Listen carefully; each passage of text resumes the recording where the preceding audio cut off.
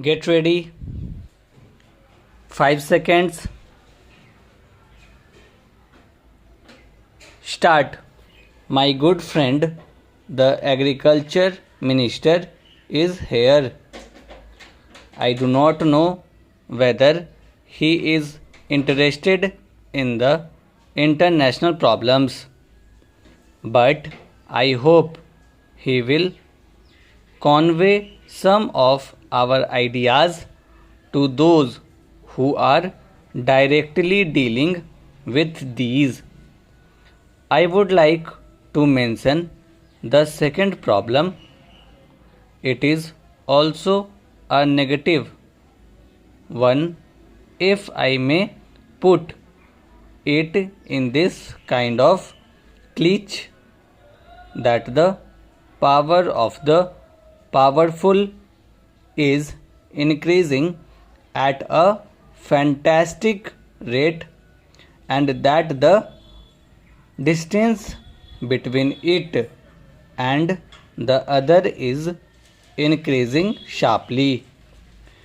We have seen the experience of the UNIDO conference, which is taking place these days, how difficult it is for the international community to work towards a new international economic order, because the powerful do not find it in their interests to agree to a new international economic order which would be more just, and that makes it necessary for us, precisely for that reason, to concert forces with all other similarly situated countries to work for a new international economic order.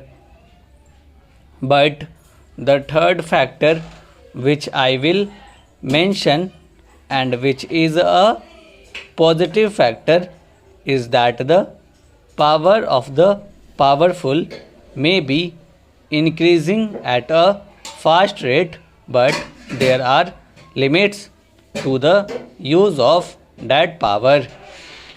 You have enormous weapons. You can destroy the world many times over, but you cannot use those weapons. The balance of terror has given leverage to less powerful countries, those countries who may not be a large power like India and others, to come together, to work together, and to exercise more leverage.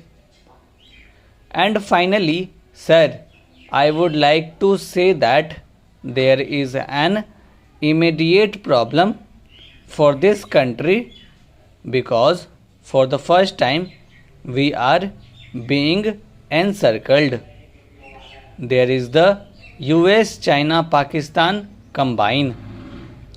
Whatever may be their calculations for the rest of the world, and I know that at least the United States is worried, is bothered, is concerned about the Gulf more than anything else, about the Middle East, about the oil, and so on and so forth.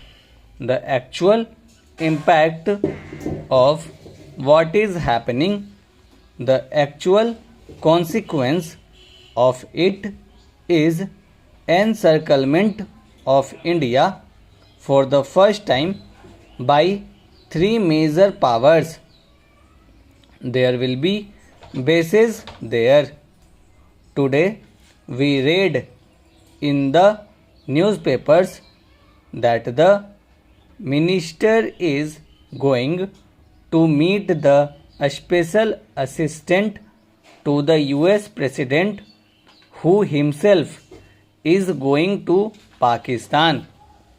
Now, this is an ominous development for which we must find suitable responses. I would suggest a multi pronged approach. The first element of that approach must be to exercise all our influence to restrain the big powers. Stop.